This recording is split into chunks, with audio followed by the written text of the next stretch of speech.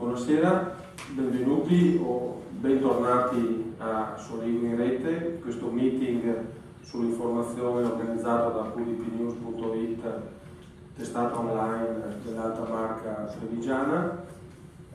Questa sera in particolare la serata organizzata in collaborazione con l'Ordine dei giornalisti del Veneto, quindi abbiamo 2 giornalisti sul palco ma parecchi giornalisti anche in platea, e vi invito i colleghi all'uscita a firmare per i famosi crediti professionali, i famigerati, famosi lei, sono famosi. Allora, sport e business, l'importante è guadagnare, punto di domanda. Perché abbiamo voluto partire quest'anno dal tema, approfondire meglio il tema sport? Uno, perché ci sembrava naturale un omaggio all'anno olimpico, secondo perché mai come quest'anno a mio giudizio sono emersi dei fatti, ci sono stati degli accadimenti sportivi ed extra sportivi che a mio giudizio, a nostro giudizio, meritarono una riflessione. Giusto per buttarla qualche spunto, faccio presente, ricordo l'avvento dei gruppi cinesi nel calcio italiano, vediamo il Milan, l'Inter, quindi vedete sport e business, 2 parole che... A proposito di cinesi, non so se l'avete letto, ma il premier cinese ieri era in Sardegna, a Cagliari per una sosta tecnica più che altro, sta andando in Perù, non so dove altro, e Renzi si sono visti a cena e gli ha regalato 2 maglie. Potete immaginare di quali squadre siano. Ecco. Avete già capito che Giorgio Greco è sardo per questo intervento. Ma ovviamente non solo calcio, è ancora tutta da chiarire la vicenda che riguarda il Gran Premio di Monza. Sapete che è ancora in bilico il fatto che il Gran Premio di Monza faccia ancora parte del circus della Formula 1, e qua si parla in maniera abbastanza esplicita di soldi. Sapete che Bernie Ecclestone, il patrono della Formula 1, ha appena ceduto il circus ad un gruppo americano, quindi vi lascio immaginare se il gruppo americano ha più intenzione di investire in America o a Monza, però io la vedo quasi come una blasfemia. Una Formula 1 senza Monza è un po' come un mondiale di calcio senza il Brasile. Sport e business ce l'abbiamo in maniera anche qui abbastanza esplicita nello scandalo FIFA che ha colpito i vertici della FIFA. Qui addirittura si parla esplicitamente di soldi, quindi corruzione, concussione per acquisire quella famigerata, qua sì, verrebbe da dire, organizzazione della Coppa del Mondo. Quindi anche qua prime pagine, processi, scandali. Personalmente è una vicenda che forse è passata un po' sotto piano, ma fa riflettere a mio giudizio anche un campionato del mondo di ciclismo organizzato in Qatar, quindi in mezzo alla sabbia, con temperature che francamente non sono quelle abituali se non per gli allenamenti, per il ciclismo. E a proposito di Qatar, scusami se ti interrompo, hai fatto giustamente un'annotazione sul ciclismo in Qatar, perché mentre i mondiali di calcio possono inventarsi quello che sembra sarà gli stadi con l'aria condizionata, chiusi e con l'aria condizionata, una gara di ciclismo con l'aria condizionata la vedo difficile anche per Qatar. Forse sulle bici troveranno un sistema di raffreddamento, rinfrescamento. Chiudo con altri spunti parlando di ciclismo. Purtroppo viene quasi il film istintivo, quasi semplice parlare anche di doping. In realtà quest'anno di doping i giornali, le tv, le radio ne hanno parlato, ma in chiave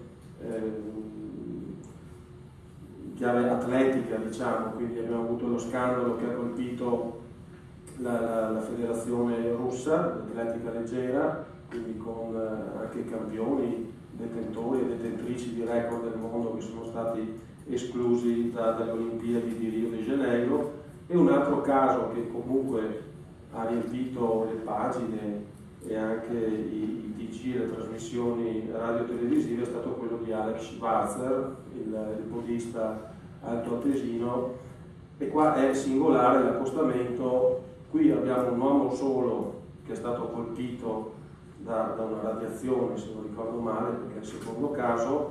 Dall'altra parte avevamo un intero sistema, quindi anche qua uno non può non riflettere sul fatto che in Italia paga una sola persona, la federazione non sapeva niente, gli allenatori non sapevano niente, dall'altra parte invece è un intero sistema che viene messo alla gogna. Ecco, questi sono solo alcuni spunti, alcuni li tratteremo questa sera, altri probabilmente nei prossimi giorni, anzi sicuramente nei prossimi giorni. Prima però di dare la parola, anche se il Greco se l'è già presa, prima di dare la parola agli ospiti, io vorrei fare un breve saluto a chi ci ospita, cioè al sindaco del comune di Cisoni Valmarino, Cristina Pin, che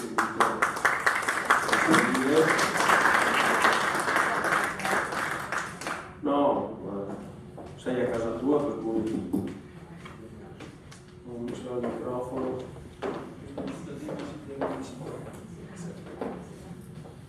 Ricordo che Cisoni Valmarino è da qualche anno oramai uno dei borghi più belli d'Italia, da più recente invece è il riconoscimento di comune American Friendly, cioè amico degli americani.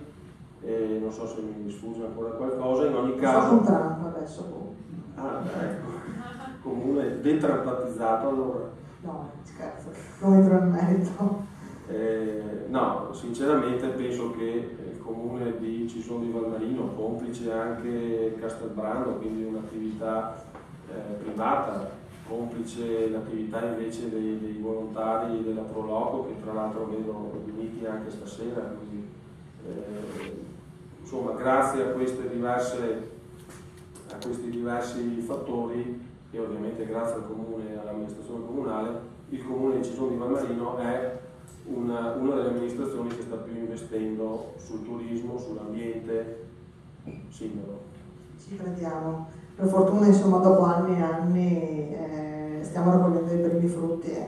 E uno di queste serate sono tra i frutti oltretutto di un valore enorme. Io ringrazio e saluto gli ospiti, i colleghi in sala, tuoi e miei, perché ci sono giornalisti ma anche amministratori. È per me davvero un grande onore avere per 5 serate questa grande manifestazione, tra virgolette, di grande livello, che riesce anche a portare un valore aggiunto molto importante. Io devo dire che quando sento parlare di sport lo vedo e credo ancora sia una cosa pulita, da poter avvicinare i giovani, perché non lo sport e musica piuttosto che altro. Devo dire che tu mi hai dato un po' una mazzata in testa, ma credo che non sia sempre così, no? Voglio pensare, voglio credere. Facciamo apposta da giornalisti, assolutamente. Dobbiamo un po' accumulare. Assolutamente. Le notizie positive tendiamo a scartare. Ecco, no, assolutamente, Invece, speriamo di no. Oggi è così.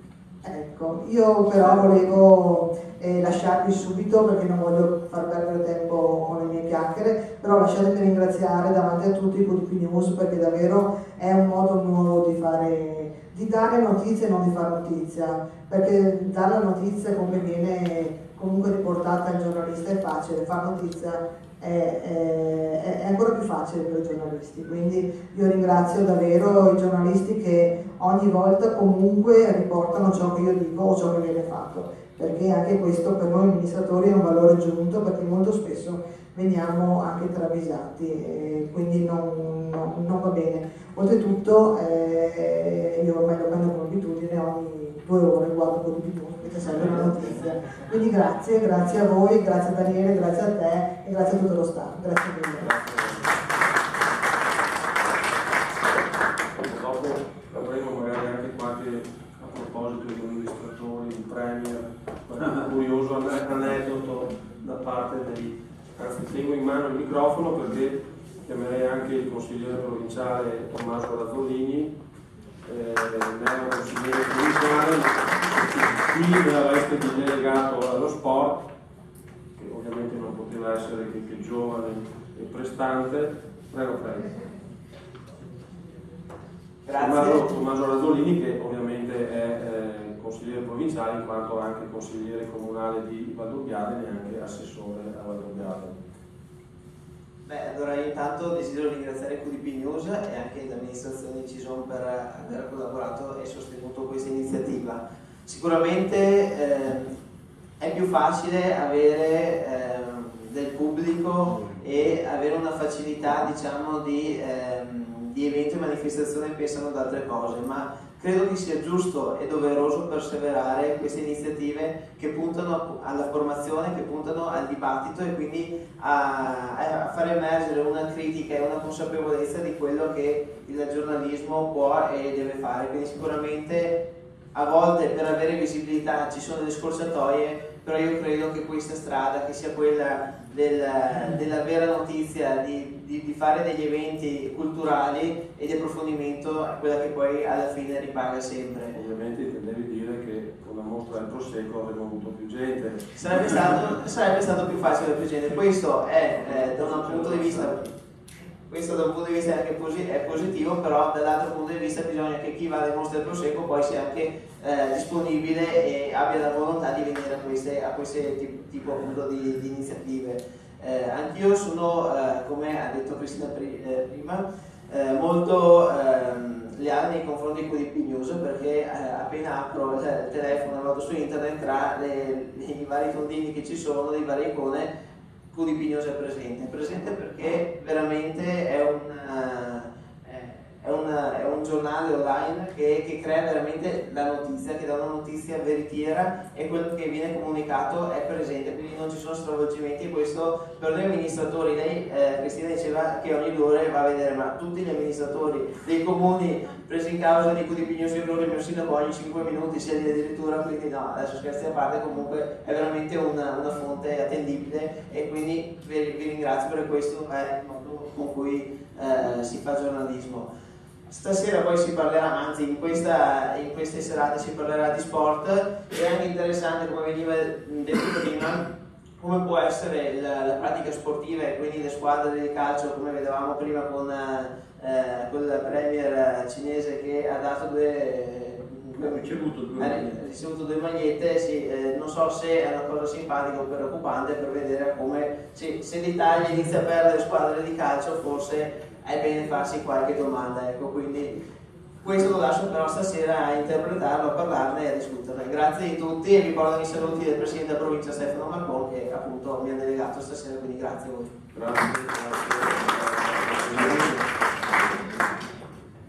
Ecco, ovviamente i ringraziamenti vanno estesi a tutte le amministrazioni comunali che ci hanno sostenuto in questo percorso. Quest'anno tra l'altro abbiamo, lo dico pubblicamente, grazie al senatore Franco Conte abbiamo avuto anche il patrocinio del CONI, stiamo valutando anche alcune forme di collaborazione col Ministero della Cultura e questo quindi va come sempre a beneficio del territorio.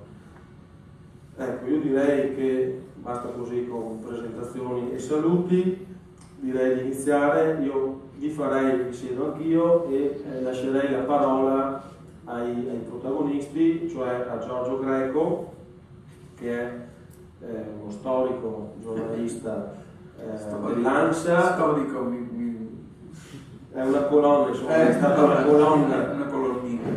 colonnina dell'ANSA, poi ci spiegherà appunto, e anche collaboratore di Prima Comunicazione.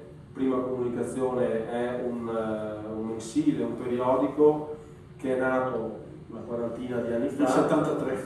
Ecco, e partendo da un'idea che già all'epoca era piuttosto, diciamo, azzardata / innovativa, cioè fare un giornale che parlasse di giornalisti o comunque di giornalismo, quindi di editori. Parliamo addosso. Ecco, però all'epoca forse oggi appare meno strano, meno innovativo, ma come ci spiegherà prossimamente, all'epoca era una cosa che fece abbastanza, tra virgolette, scalpore. Giorgio Greco è ovviamente Mino Taleri, volto noto di Mediaset. Ecco, io lascerei a loro una breve presentazione anche del vostro percorso giornalistico. No, io faccio una piccola premessa e un piccolo suggerimento al sindaco e agli organizzatori. Di spostare la data di questa manifestazione e di farla magari in primavera, se non in estate, e di farla qui fuori. Perché il teatro è bello, per carità, però sono convinto che una manifestazione fatta fuori in quel contesto che abbiamo avuto la fortuna di dargli soltanto uno sguardo, però sarebbe un qualcosa in più che rafforzerebbe, cioè parlare di uno dei borghi più belli d'Italia, uno esce lì fuori e dice sì, è così. Ecco, ricordo in ogni caso che tutte le serate sono registrate, quindi uno avrà la possibilità di rivedersi completamente la serata sul web, quindi su soligoinrete.it in particolare. Parliamo di Giorgio Greco. Allora, Giorgio Greco nasce come giornalista. Io sono di origini calabresi, di un piccolo paesino di origini albanesi. Gli albanesi buoni, dico sempre io, quelli venuti non negli anni 80 ma nel 1300 scappando dall'Albania. Il mio percorso professionale è molto semplice. Io ho cominciato a collaborare con l'ANSA a Bari, poi a Bari non c'erano purtroppo in quel momento possibilità, si creò un'occasione a Cagliari e fui assunto a Cagliari, poi sono stato per un certo periodo a Roma, ho girato un po', ho fatto 2 Olimpiadi, le Olimpiadi di Seul e di Barcellona, ho fatto i Mondiali di Italia 90, non ero al seguito dell'Italia ma seguivo l'Unione Sovietica. Sempre per l'ANSA. Sempre per l'ANSA. Io sono rimasto all'ANSA fino al 2009, quando mi è stato proposto dal vincitore delle elezioni regionali di andare a fare il capo ufficio stampa, e ho chiuso la mia carriera professionale attiva tra virgolette, perché sto scrivendo più adesso con prima che prima, facendo il capo ufficio stampa della regione Sardegna. E nel frattempo ho sempre collaborato? Ho sempre collaborato con Prima Comunicazione, con cui abbiamo fatto questo volumone che vedete qui, lo faccio vedere. Lo vedono alle spalle. Sì, c'è lì alle spalle, giusto? Chiedo scusa. E questo volumone nasce da un'idea che la condirettrice di Prima Comunicazione, Alessandra Ravetta, che ormai il Deus Ex Machina Brunetti, si è tra l'altro, scusi se interrompo, era prevista appunto la presenza di Alessandra Ravetta, la quale purtroppo si scusa, anzi abbiamo tentato anche di fare un collegamento telefonico, ma la linea qui dentro non prende bene, si scusa ma sta chiudendo il giornale. Lei è stata la fondatrice. Lei e il marito sono Umberto Brunetti, che è il personaggio storico di Prima Comunicazione, che continua a fare gli editoriali, ad occuparsi del giornale, però ha avuto qualche problemino di salute, adesso è tutto in mano praticamente a lei. Allora, prima di entrare nei dettagli di questo manuale che i colleghi hanno ricevuto, i colleghi giornalisti hanno ricevuto come omaggio appunto dalla persona, lascerei, forse non ce n'è neanche bisogno, ma insomma lascerei direi proprio di sì, una breve presentazione anche a Mino Taleri. No, anche perché se no sembra veramente che qui si capovolgono le parti, perché è la televisione oggi che fa comanda. No. Sembrerebbe una rivincita, non è così. Grazie a tutti, buonasera a tutti, grazie per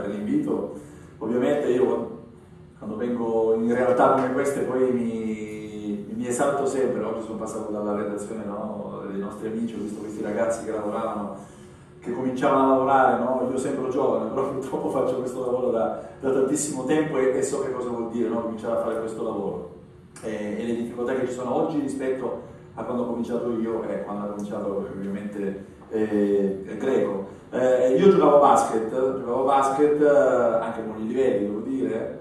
Poi questa è una zona di grandi tradizioni cestistiche, no? Treviso, non ce la dimentichiamo ovviamente, anche se poi è successo quello che è successo. E poi pian piano, giocando a basket, uno arriva a un certo punto che cresce, deve cominciare a capire se può fare il giocatore tutta la vita o se può fare altro. Allora ho cominciato anche a scrivere di basket. Scrivendo di basket mi sono quasi accorto che mi piaceva fare il giornalista.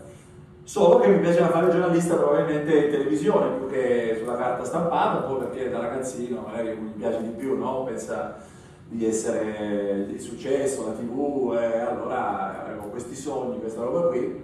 Io sono nato in Puglia, ho vissuto in Puglia fino a 25 anni e il discorso è che purtroppo, come voi potete ben sapere, siete quasi tutti giornalisti, quando uno vuol fare la televisione deve andare purtroppo a Milano o a Roma era più cinema, Milano più televisione. Allora sono andato, ho cercato, non dico con la valigia di cartone ma quasi, perché insomma in qualche modo bisogna cercare di fare, e allora ho cominciato con Tele Lombardia, che era una emittente all'epoca, fine anni 80, di grosso spessore giornalistico e in tutta la Lombardia, era un emittente molto molto importante. Poi da Tele Lombardia ho cominciato l'avventura in Telepiù, qui siamo al 91, da Telepiù c'è stato poi l'arrivo a Sky, da Sky c'è stato il passaggio a Mediaset e adesso sono a Mediaset. In 4 parole ho raccontato per la fine 28 anni, 29 anni.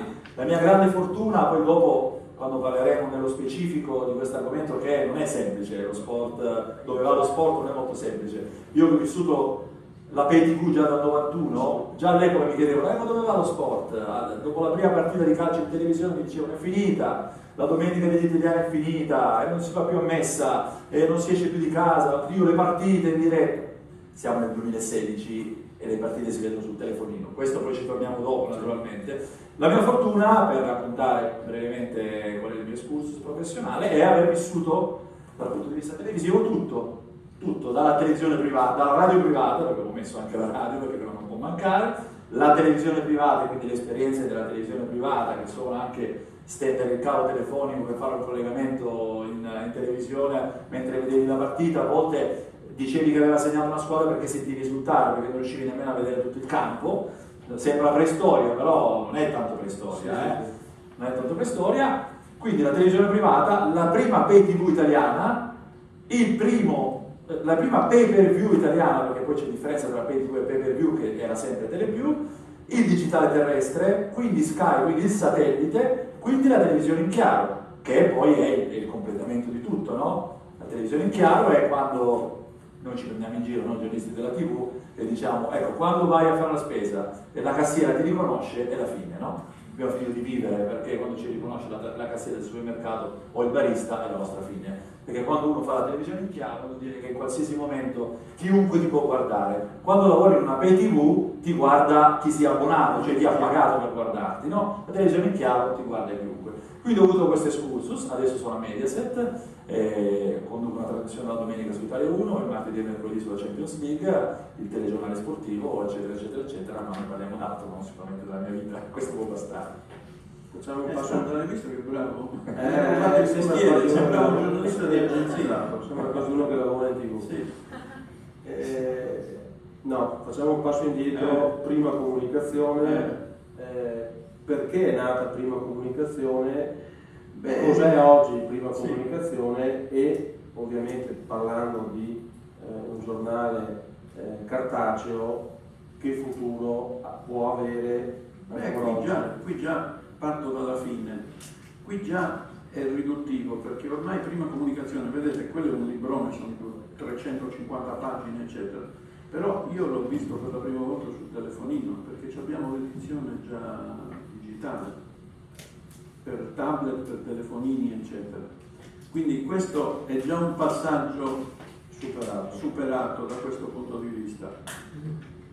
Anche se l'online è ormai scontato. Sì, no, è scontato, anche se resto uno di quelli che vuole toccare con mano, strusciare della carta da una continuo, non so se è un fatto di romanticismo, perché sono attempato, perché ho vissuto queste cose, però insomma non credo ai profeti, a quelli che dicevano non ieri, ne avanti ieri, 10 anni fa, ti ricordo, che profetizzavano la carta stampata tra 5 anni è finita, cioè non è così. Certo, deve cambiare. Prima Comunicazione nasce come mensile dedicato ad un tema che quando nasce appunto nel 73 è un fatto abbastanza rivoluzionario, perché tirare fuori un mensile che parla per addetti ai lavori, partiamoci chiaro, è un mensile dedicato sia ai giornalisti ma soprattutto agli uomini marketing, ai pubblicitari, eccetera. Prima c'è un rapporto per esempio preferenziale con la Nielsen, quella che fa le rilevazioni statistiche, eccetera, che ogni anno fa un appuntamento proprio in Sardegna al Forte Village, l'incontro che dura 3 giorni, dove raduna 500 rappresentanti di tutte le società di consumo che si confrontano su temi di attualità, temi economici, temi sociali, eccetera. Ci sono sempre dei testimonial d'eccezione. Un anno ero lì con il Presidente emerito della Repubblica, Francesco Cossiga. Cito Cossiga perché Cossiga è una persona che ho... No, a parte sardo, ma è una persona che ho conosciuto e frequentato. Gli ho fatto un'intervista su Prima Comunicazione nel 2002, un'intervista che si concludeva così, era dedicata al tema del mito dell'informazione, mi sono scritto qui le cose, le frasi più significative, che si concludeva con questo giudizio. Lui parlava mi diede dei giudizi su grandi giornalisti, su editori, eccetera, e alla fine io gli posi la domanda: Presidente, cos'è rimasto del mito del quarto potere? E lui ti guarda in silenzio e poi sillaba: nulla. Ed era vero. È stato un buon profeta Sotto un certo aspetto. Tenete presente una cosa: noi qui questa sera parliamo di sport e comunicazione. Se avessimo fatto questo dibattito non oggi nel 2016 ma 20 anni fa, non avremmo trovato molti giornalisti qui presenti in sala, perché la comunicazione, il termine comunicazione, evocava qualcosa che sembrava in antitesi con l'informazione. Cioè i giornalisti cosiddetti duri e puri, i difensori della notizia, della verità, eccetera, del servizio al cittadino e alla formazione dell'opinione pubblica, vedevano nella comunicazione, la comunicazione c'ha sempre un referente, un soggetto che ti commissiona quello che devi comunicare, mentre l'informazione può essere appunto, come dovrebbe essere, un servizio per il cittadino, per informarsi dell'opinione pubblica. Ma questo perché? Perché negli anni, io dico sempre per i più attempati, ricorderete che nella seconda metà del secolo passato ci fu il cosiddetto lungo periodo che finì alla fine degli anni 90 con la caduta del muro di che all'epoca non faceva, era raro il caso della diretta, cominciò con le differite, però già le differite di un paio di ore cominciavano a porre dei problemi alla stampa scritta. Dopodiché, tutto l'excursus che ha detto l'amico Mino qui, che ha avuto la televisione, oggi abbiamo la televisione anche personalizzata tra poco, ognuno si farà la sua piccola televisione a casa, i suoi piccoli programmi a casa. La televisione e successivamente la rete, ma quello è un altro discorso, e hanno cambiato tutto. Eppure i giornali continuano, anche se ci sono per la verità degli sforzi. Voi vedete l'operazione che è stata fatta ultimamente in questi giorni, parlavo con dei colleghi che mi chiedevano qui, che fanno parte del gruppo Fineggi, cosa succederà, eccetera. Proprio ieri a Sassari, la Nuova Sardegna, che fa parte della catena della Fineggi, hanno firmato il contratto di affitto, che è una formula. Affittare una testata giornalistica non si era mai sentito. È una reazione all'aggregazione tra la stampa. Sì, dovevano farlo perché c'era il rischio che l'antitrust gli bloccasse l'operazione per il superamento della soglia del 20% della tiratura nazionale, quindi si sono dovuti liberare di alcune testate. Ma hanno affittato la nuova, così come mi dicono che hanno intenzione di affittare qui Trentino, e l'Adige, eccetera, perché sono giornali che al gruppo Finegil hanno reso tanto in termini di diffusione, in termini di copie vendute, in termini di pubblicità, e quindi secondo me loro contano su una modifica inevitabile della legge antitrust attuale, perché è obsoleta, e contano quindi di riprendersi, sempre che vadano bene questi giornali, di riprendersi.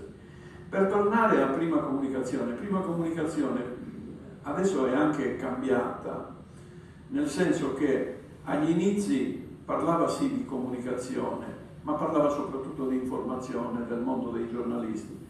Adesso c'ha delle sezioni che sono dedicate proprio al marketing, al mercato, che sono le nuove realtà. Cioè oggi questa iniziativa che fate qui, in cui si parla di comunicazione, è giusta. Perché la comunicazione è oggi uno degli elementi essenziali, e la comunicazione con lo sport. Tu hai citato prima, ma io vi voglio dire che insieme a questa iniziativa, passatemi l'accostamento, un'altra iniziativa che c'è stata agli inizi di ottobre, e forse ancora più significativa, che è stata questa conferenza su fede e sport, organizzata dal Vaticano, che si è svolta in Vaticano, voluta dal cardinale Ravasi, che è il presidente del Pontificio Consiglio della Cultura, che ne parlò alla vigilia delle Olimpiadi, quando presentarono a Roma, in sala stampa al Vaticano, un'iniziativa sulla quale fece un servizio per prima, che ricordo ancora, mi venne questa idea, non voglio dire geniale, ma insomma abbastanza azzeccata, in cui dicevo che la squadra paraolimpica italiana aveva vinto la prima medaglia d'oro prima ancora di partire, prima ancora di cominciare i giochi, perché fecero questa iniziativa insieme al Vaticano veramente di grande impatto comunicativo ed emotivo. Cioè voi sapete che alle Olimpiadi, così come ai mondiali di calcio, l'Italia, come anche le altre grandi nazioni, hanno un punto di ritrovo, per noi la cosiddetta Casa Italia. Alle Olimpiadi in Brasile c'era Casa Italia, alle Olimpiadi normali. Bene, le Paralimpiadi hanno, e in genere Casa Italia è un club, una società sportiva, eccetera, che viene affittata dal CONI, che paga l'affitto, e lì si incontrano con i giornalisti, ci fanno le promozioni, gli sponsor e così via. Per le Paralimpiadi Casa Italia è stata realizzata in una chiesa, o meglio in una parrocchia a Rio de Janeiro. Con questa motivazione i soldi che hanno risparmiato dall'affitto e dalle spese varie non hanno intralciato l'attività della parrocchia, cioè la parrocchia durante il giorno faceva la sua normale attività. Poi c'erano alcuni locali che sono stati adibiti per incontri con i giocatori paraolimpici e così via. Il costo del fitto è stato devoluto per l'avviamento allo sport di ragazzi disabili nelle favelas brasiliane. Allora, quando presentarono questa iniziativa, il cardinale Ravasi, non Monsignore, mi scusi, ma Monsignore è un altro termine, non va per un cardinale. Il cardinale Ravasi mi annunciò che in autunno avrebbero fatto questa manifestazione in cui aprivano praticamente le porte della Santa Sede allo sport. Cioè finora, quando uno vedeva l'immagine sportiva della Santa Sede, era il Papa che riceveva una squadra di calcio, un grande atleta, un club e così via. Invece per 3 giorni hanno fatto un dibattito a cui il giorno dell'esordio è intervenuto il Papa, c'era il Presidente delle Nazioni Unite Ban Ki-moon, c'era il Presidente del CIO, Bach, e vari altri personaggi, e c'erano molti testimonial, tra cui c'era anche Alessandro Del Piero, tra i testimonial di questo evento, e il cardinale Ravasi spiegò di fronte a noi giornalisti che gli dicevamo cosa c'entra il Vaticano, cosa c'entra la cultura con lo sport. Spiegò, mi pare che il sindaco ha fatto un passaggio in questa chiave, che oggi lo sport con la musica sono 2 dei linguaggi dei giovani.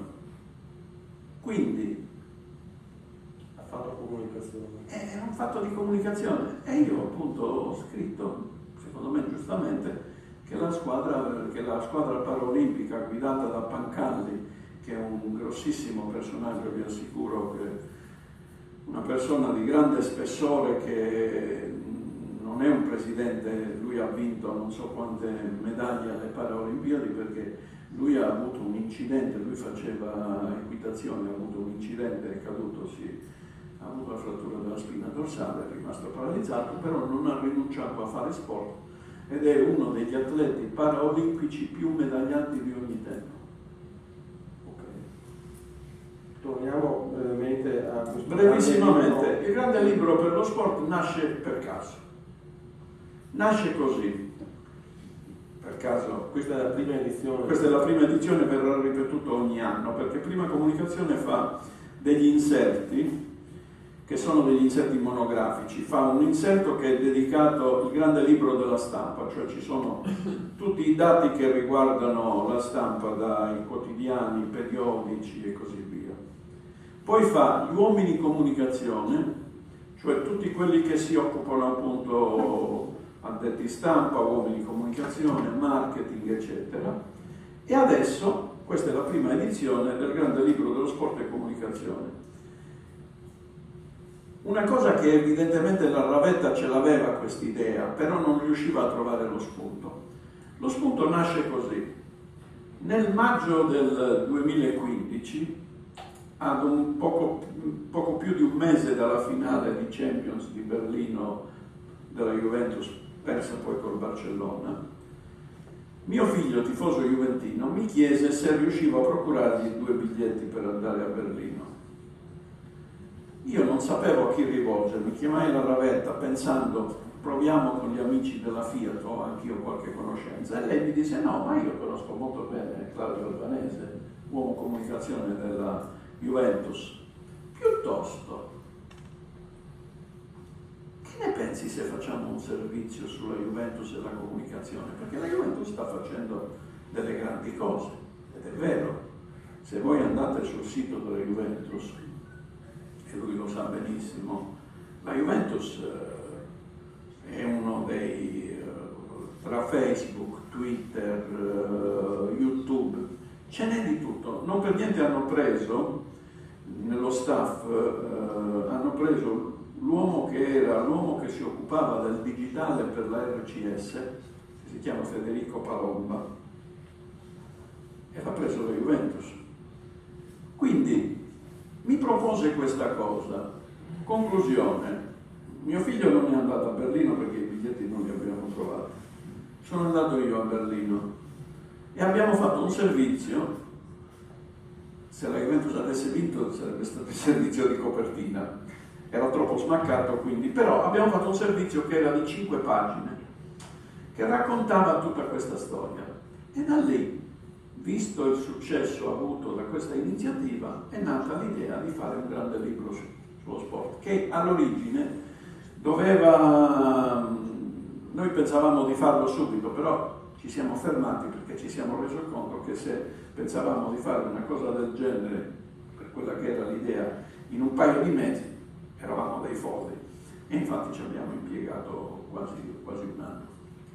Allora, visto che parliamo di calcio, passiamo la palla Giustamente. E parlando di televisione, a me è venuto in mente quando da ragazzino guardavo il 90° minuto, quindi attendavamo tutti quanti le ore 6, mi sembra, alle 18 della domenica, e vedevamo per la prima volta il gol della giornata. Oggi è un po' diverso.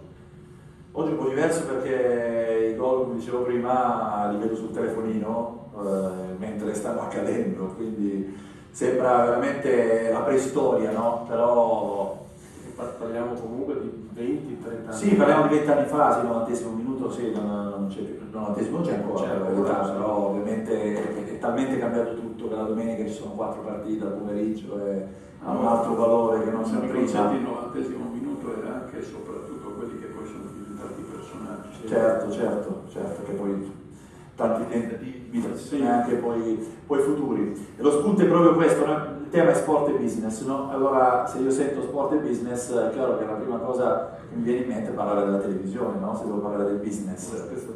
E per forza, perché niente come la televisione probabilmente ha reso lo sport un veicolo per il business, che probabilmente sarà stato anche prima business lo sport, senza dubbio, perché comunque non dimenticate che i primi sponsor sulle magliette delle squadre di calcio non è che risalgono alla preistoria, risalgono sempre agli anni 80, ricorderete l'Ariston della Juventus, una delle prime, no? Barilla della Roma già un attimo dopo, quindi già lì cominciarono a intravedere come lo sport potesse diventare business. È chiaro che la televisione poi è entrata a valanga e ha cambiato praticamente tutto. L'escursus è breve, perché se voi pensate che la famosa legge Mammì che regolamentava le televisioni è del 90 siamo 26 anni fa, no? La prima pay TV, e quindi come dicevo prima io, il primo ingresso probabilmente, lo step decisivo, il primo per diventare poi decisivo, per far diventare sport e business, perché voglio rimanere il tema della serata, è la pay TV, cioè devo pagare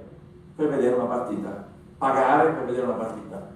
oddio. Io me lo ricordo perché io lavoravo a Telepiù, ho cominciato a Telepiù e io da Tele Lombardia sono andato a Telepiù e mi ricordo gli articoli dei giornali, tra noi giornalisti stessi poi, no? Cioè quelli della carta stampata scandalizzati che la televisione faceva le partite, ma non perché faceva le partite, perché sembrava quasi che trasmettere una partita di calcio la domenica sera, doveva essere proprio così, avrebbe sconvolto le domeniche degli italiani. E poi c'erano quelli che ovviamente da un lato urlavano contro e poi si volevano, e poi cercavano e dice ma come a me non me lo dai a casa? Vabbè, ovviamente poi c'è tutto questo dietro. Quindi per dirvi, lo sport è business, il business non può non parlare della televisione. Quindi nel 91 nasce la prima pay TV, quindi la prima partita. 2 anni d'attesa solamente, e nel 93 tutte le partite, cioè nel 93 si cominciava a vedere la Serie B e la Serie A. Nel 96, quindi 5 anni dopo, si potevano vedere tutte le partite con la pay per view, ovvero non più la classica partita, l'anticipo del sabato, quello della domenica sera, non so se ve lo ricordate su Telepiù, no? Che si vedevano le partite. Nel 96 ci fu la possibilità di vedere tutte le partite grazie alla pay per view. Apre di cielo, mi ricordo che intervenne anche la Chiesa a dire la domenica degli italiani, le famiglie, perché le famiglie devono stare a casa a mangiare la domenica e allora non si può vedere la televisione, eccetera eccetera. Quindi il calcio, vedrete, finirà tra poco. Siamo nel 2016, noi domenica trasmetteremo Milan-Inter in 4K, non so quanti di voi hanno il televisore 4K, io non ce l'ho ancora, però con una definizione che praticamente è quasi la realtà, per dire come dal calcio che doveva finire il business calcistico ha portato la televisione alla TV 4K domenica prossima Milan-Inter. Quindi l'escursus è: vediamo la pay TV, vediamo tutte le partite, a un certo punto nasce un'altra pay TV che era Stream, non so se qualcuno se la ricorda, per confluire poi, sto andando velocissimo, nel 2003 in Sky. Sky è stato praticamente poi probabilmente la chiusura del cerchio, no? Esatto, ritrovo la finale, la chiusura del cerchio per ciò che riguarda il business, ovvero la televisione. Sky ha accomunato Telepiù e Stream che avevano tanti problemi. Il primo fu la pirateria la pirateria che ancora adesso esiste, all'epoca era una cosa indegna. Una pirateria, qui io lo posso dire a distanza di 20 anni, un po' pilotata anche da noi stessi. Cioè, che succedeva all'epoca? Molte volte i dirigenti stessi della PTV regalavano le schede, davano le schede, cioè dicevano come piratare, perché loro dicevano: intanto io devo far conoscere il prodotto, quando farò conoscere il prodotto, quando il prodotto sarà conosciuto, cambierò il sistema di trasmissione, quindi non sarà più possibile piratare e la gente dovrà pagare.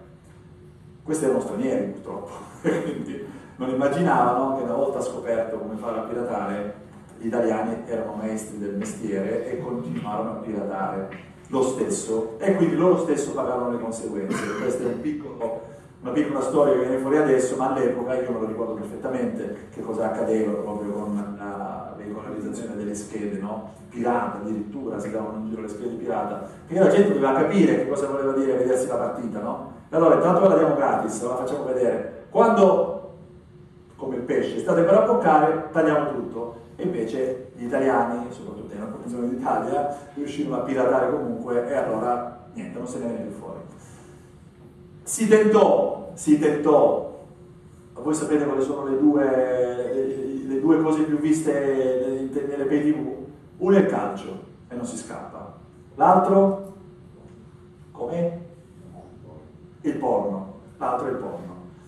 I ricavi che arrivavano, non c'entra con sport e business, sto parlando di quello della televisione, i ricavi che arrivavano con il porno erano pazzeschi, perché, faccio un esempio, un film porno pagato 1 rendeva 1000, ma perché i film porno si compravano con niente, ma soprattutto gli abbonamenti che arrivavano erano pazzeschi. Anche qui pirateria a go-go, anzi forse per le tante, e quindi anche qui, insomma, Telepiù e Stream non ce la fecero più, arrivò Sky che fiutò ovviamente l'affare, le mise insieme e nacque Sky nel 2003. Sky ancora adesso esiste, dopo 13 anni è diventata Sky Europe, che comprende Sky Italia, quindi anche loro si sono dovuti internazionalizzare per reggere l'impatto con la crisi che c'è stata negli ultimi tempi. Questo per dirvi che non vi sto dicendo numeri che non c'entrano niente col tema, c'entrano perché per farvi capire quanto lo sport sia diventato business e quanto il nostro linguaggio televisivo sia cambiato con l'arrivo della televisione a pagamento. Perché una volta Nanno Martellini, Nicolò Carosio, per chi se lo ricorda, io no, qualcuno forse si ricorda anche Carosio, io no, ho sentito le telecronache, Nanno Martellini, Bruno Pizzul per arrivare ai telecronisti di oggi. E Bruno Pizzul o Martellini mi ricordo che al gol del 2-0 credo di Paolo Rossi al mondiale disse: Rossi, gol 2-0. Oggi se sentiamo un commento di una partita del mondiale cade il soffitto probabilmente a casa per come i miei colleghi urlano, no? Perché poi può piacere o non piacere, però è cambiato completamente, no? Il linguaggio. Prima dietro le quinte Greco ricordava che un po' un muro fu abbattuto con le telecronache di Galeazzi. Ah sì. Ecco, quello fu un esempio Rai di un linguaggio che stava cambiando. Alle Olimpiadi dell'88, Seul, la vittoria nel canottaggio degli Abbagnale con Galeazzi che sembrava da un momento all'altro che gli prendesse un corpo, perché si mise a urlare quando questi italiani in una maniera veramente che... Bene, quello diventò il punto di partenza, cioè da quel momento come giornalisti della carta stampata sapevamo che o trovavamo una maniera diversa di raccontare per la carta le cose, o se pensavamo era una partita già persa e non c'era Cristo che tenga di fronte alla televisione. Cioè un pezzo scritto ti può anche piacere, ma quello che vedi con gli occhi, batte il cuore d'altro, le emozioni sono diverse. Uno che un collega che riuscì a capire le potenzialità della TV è stato Maurizio Mosca. Sì, Maurizio Mosca, per chi se lo ricorda, per chi ovviamente, per gli amanti del calcio, è il signore qui con la sciarpetta.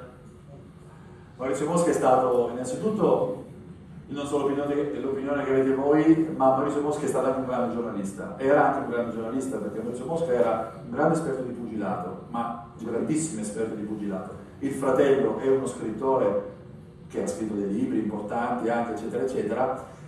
Maurizio Mosca aveva capito la potenza, no? La violenza della televisione, del linguaggio televisivo, e allora ha cominciato un po' a calarsi nella parte, ha cominciato a far arrivare i suoi messaggi comunque giornalistici, travestendosi anche, se vogliamo, diventando una sorta di giullare, che non è un'offesa, assolutamente, ma capendo che comunque il linguaggio televisivo stava cambiando, cioè il giornalismo televisivo non era più quello di una volta, impettito, i Bartellini, Beppe Viola anche aveva capito all'epoca che linguaggio stava parlando, ma stiamo parlando di tempo veramente molto lontano, però loro il linguaggio avevano capito che la televisione stava cambiando, no? Quello che poi sarebbe successo dopo con le pay TV, dove il linguaggio è cambiato completamente, però loro l'avevano già capito prima, Mosca, Beppe Viola per un senso. Forse anche Brera, se vogliamo, un po' aveva capito, ma lui non era molto televisivo, e quindi, però lui aveva capito che stava cambiando il linguaggio anche nel giornalismo in generale, nel giornalismo sportivo, e aveva una sua dialettica, eccetera, eccetera. Cioè,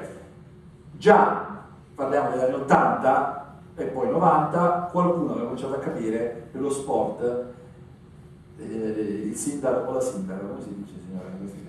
Il sindaco, perché io non mi la penso più.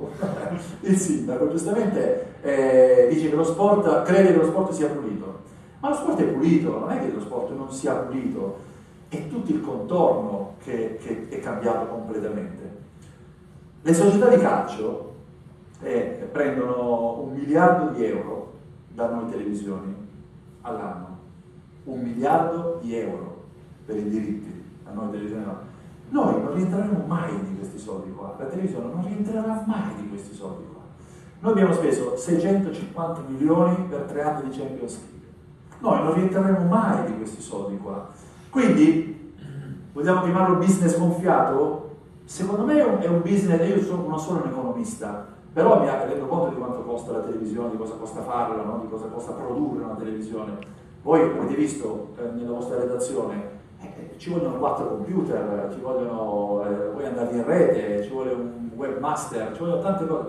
Pensate a le televisioni locali, poi forse ne vorremmo parlare, le televisioni locali hanno una sofferenza pazzesca, perché fare la televisione costa molto. Le società di calcio hanno deciso un giorno che del pubblico, dico una cosa non bella, del pubblico non gliene importava più niente, del pubblico allo stadio, degli spettatori, parlo degli spettatori allo stadio. Nell'elenco delle voci ai fatturati incasso stadio, la voce incasso stadio è al penultimo posto. Il penultimo posto. Vi rendete conto di cosa vuol dire? In San Siro c'erano 80.000 persone. La Juventus, che ha fatto uno degli stadi più belli d'Europa, perché è uno stadio stupendo, e conta 40.000 spettatori. La Juventus non potrà mai ospitare una finale di Champions League, perché ha 40.000 spettatori. Quindi la Juve non ha costruito uno stadio da 100.000 posti, non l'ha costruito perché non gliene frega niente. La Juve ha costruito la televisione, una comunicazione attorno e la vendita dell'immagine. Comunque lo stadio è importante nella Juve. Lo stadio è importantissimo, lo stadio è tutto quello che ci ruota intorno, il museo. Per questo dico, siete mai stati a Torino, nella zona Juventus Stadio? Nessuno? Lei è stato. Fuori dallo stadio cosa hanno fatto questi furbi della Juve? Oltre al supermercato, al negozio della Juve, ai negozi alimentari, ai negozi di tutti, hanno fatto la clinica della Juventus. Non è che la clinica della Juventus, ci possiamo anche andare anche noi pagando. Lì ci vanno i giocatori della Juve a curarsi. E sapete cosa vuol dire per un tifoso dire sto male, dove vado? A San Raffaele? No, vado alla clinica della Juve, che magari incontro Bonucci che si sta curando. Capito come ragionano? Sport e business. Io voglio tornare sempre lì. Che cosa diventa? Allora, lo sport giocato, tranne casi purtroppo di doping che ci sono, ma in tutte le branche della vita ci sono le cose marce, no? Niente può essere purtroppo pulitissimo, ma lo sport è pulito, lo sport, quello che si pratica è giocato, è pulito. Non lasciatevi ingannare, ripeto, dalle cose che possono essere successe, perché sono successe perché ci sono i banditi per strada, ma c'è la gente per bene, quindi lo sport è pulito. Tutto quello che è attorno è sovradimensionato in una maniera enorme, pazzesca. Quindi la gente, le società, i 90 minuti, se pensate, di partita, sono quasi un fatto secondario ormai. Se pensate al pre-partita, tutta la settimana, tutte le interviste, tutto i giornali la domenica mattina, già del derby di mattina, giustamente, perché i giornali no, noi dobbiamo fare questo lavoro qua, se no che lo facciamo fare? I 90 minuti di partita sono quasi un contorno. È paradossale se ci pensi, poi non è così nella realtà, ma in tutto quello che ormai è business è diventato 90 minuti di partita, è diventato un contorno. La Juve, che è un modello, dice bene Greco, è un modello assoluto di business sportivo. La Juve porta 20-30 persone ogni giorno a visitare lo stadio, poi durante la partita le porta perché ha organizzato tutta una serie di iniziative sul sito, la fidelizzazione del marchio, tutte queste cose qua, e la gente si innamora, c'è poco da fare. Ma si innamora di che? Della partita? No, la gente è più contenta di vedere lo stadio quasi, è più contenta di farsi la foto con Del Piero all'epoca piuttosto che... Sto estremizzando perché poi non è che non vede la partita, però per dirvi quanto sia diventato business lo sport da questo punto di vista. Se vuoi andiamo adesso al linguaggio, se no poi ci andiamo dopo. No, volevo aggiungere una cosa a questo proposito, tornando al discorso del cinese, delle due magliette. Lì non c'è solo un problema delle due magliette che si è preso il premier cinese, c'è il problema che probabilmente non so se dal prossimo campionato, ma una volta che sarà definito il passaggio e quindi l'ingresso definitivo dei gruppi appunto dell'estremo oriente se Milan sarà e definito, se sarà definito, ma comunque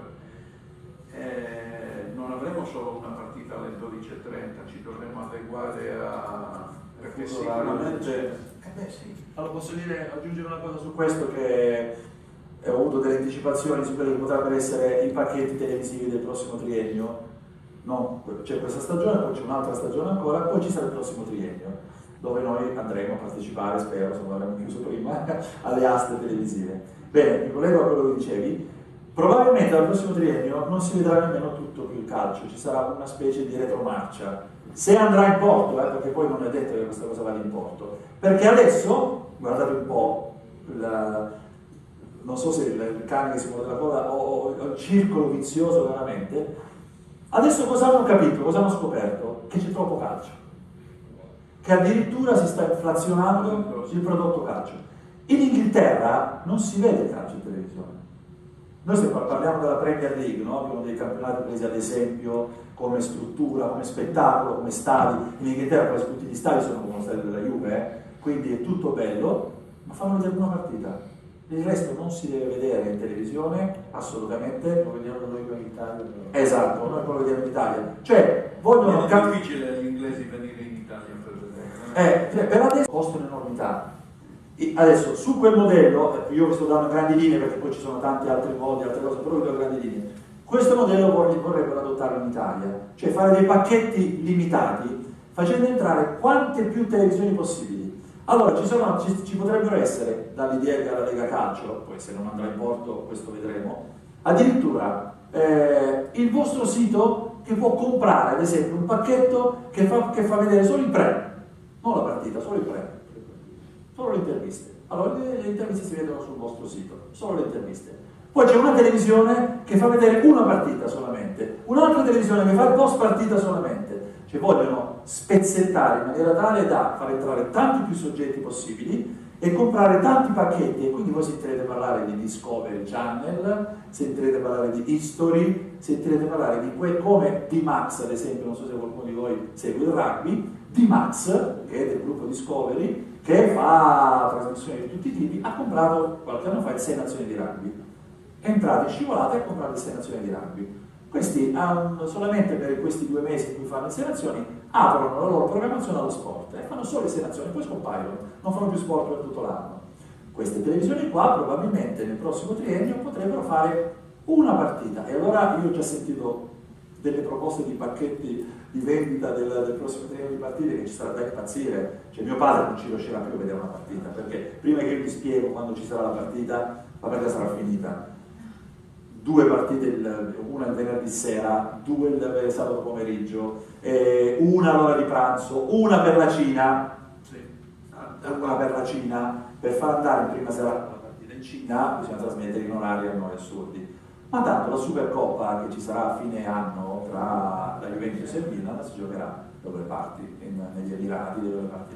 Perché tanto e mi sembra giusto che Juventus-Milan io non posso andare a vedere a San Siro o a Torino, ma la posso vedere solo in televisione, oppure vado a Dubai, vado dove la faranno.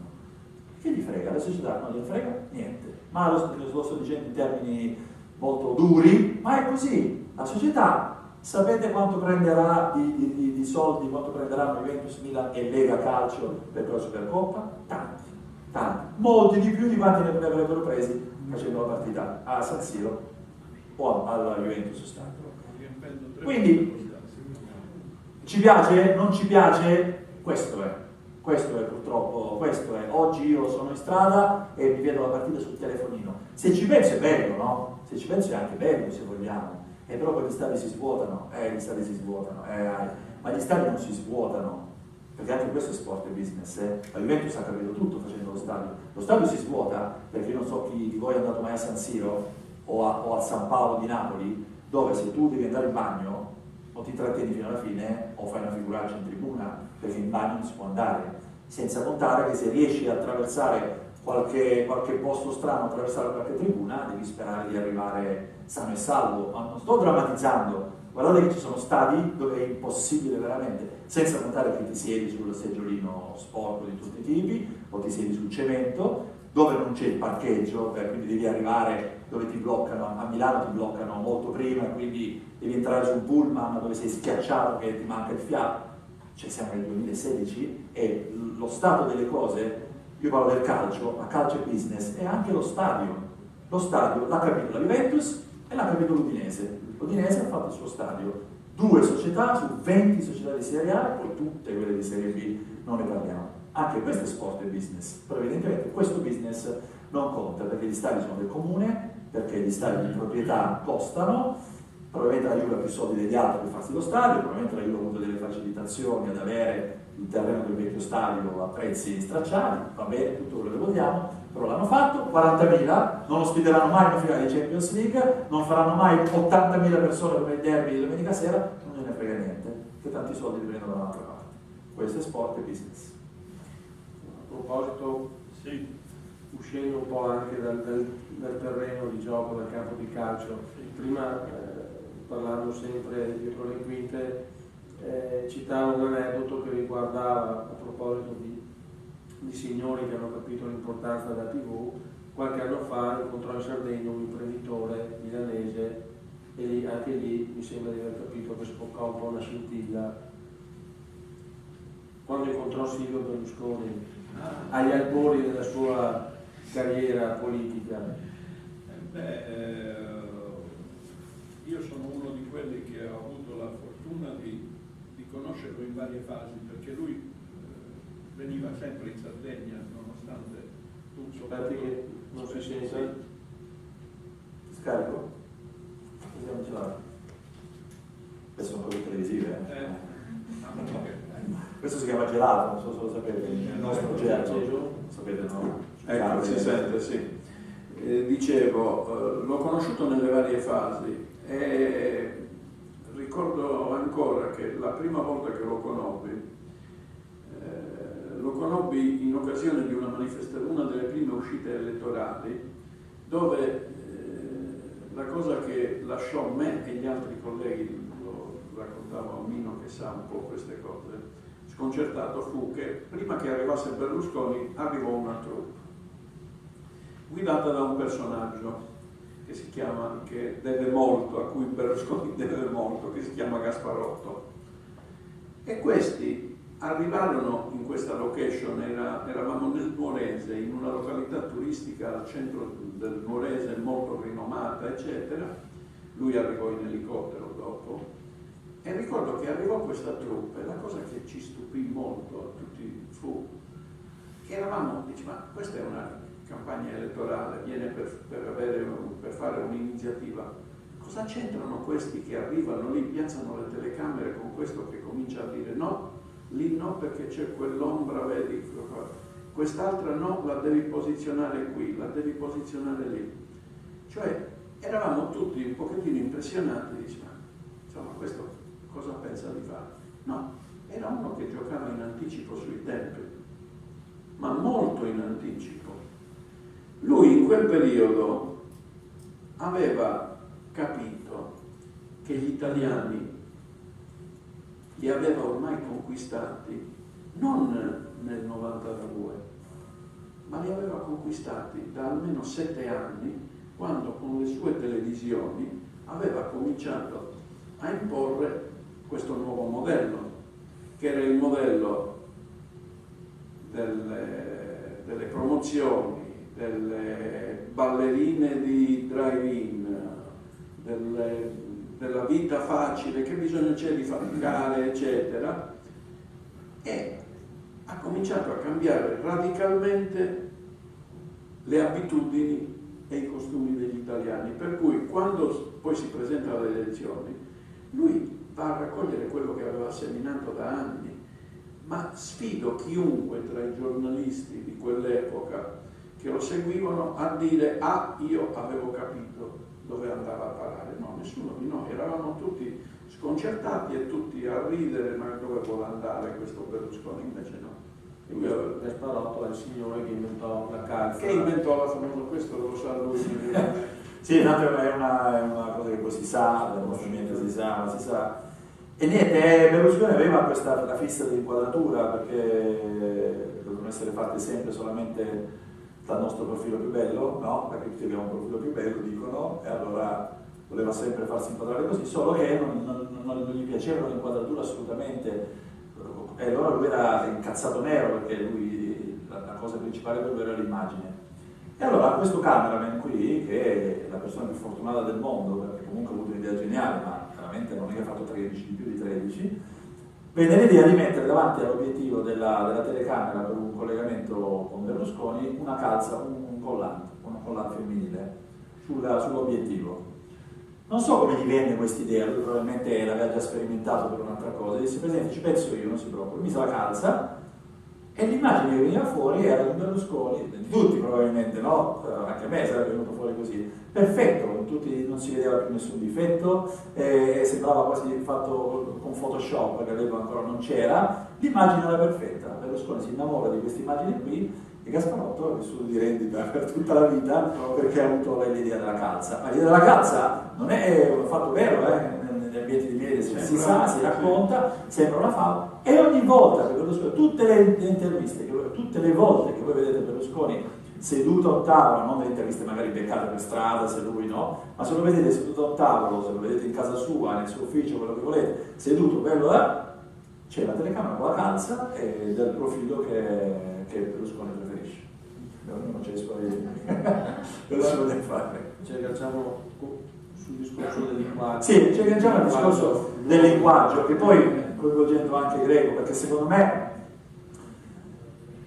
è chiaro che deve per forza cambiare il linguaggio anche dei giornali, no? Con la televisione, ma anche col web, il linguaggio dei giornali deve cambiare assolutamente.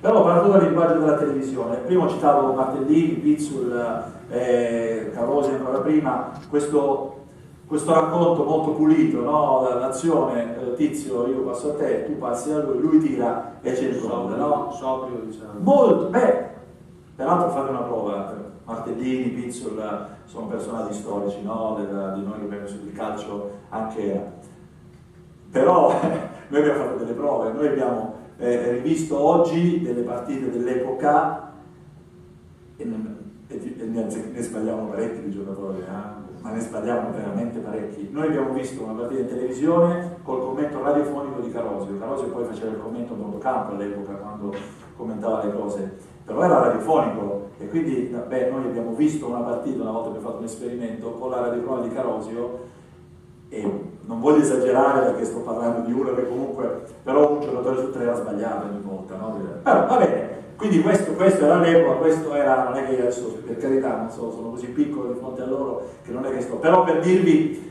come il proliferare di tante TV e di tante cose fa sì che poi il confronto diventa spietato, no? Questo per arrivare a cosa? Che siamo arrivati a un linguaggio che è un linguaggio RAI, non si scappa, ancora oggi è così, è un linguaggio che è rimasto molto vestito, molto statale, molto valutato, anche i telecronisti di oggi sono così, la RAI fa dei tentativi ogni tanto, no, di modernizzarsi un po', poi è brutto dire la TV di Stato nel 2016 che deve ancora provare a modernizzarsi, però il loro racconto in tutte le discipline è sempre molto molto così, molto inscatolato. Poi è arrivata la televisione privata con tutte le tribune, non so se qui ci sarà una televisione privata dove fanno i post partita forse, no?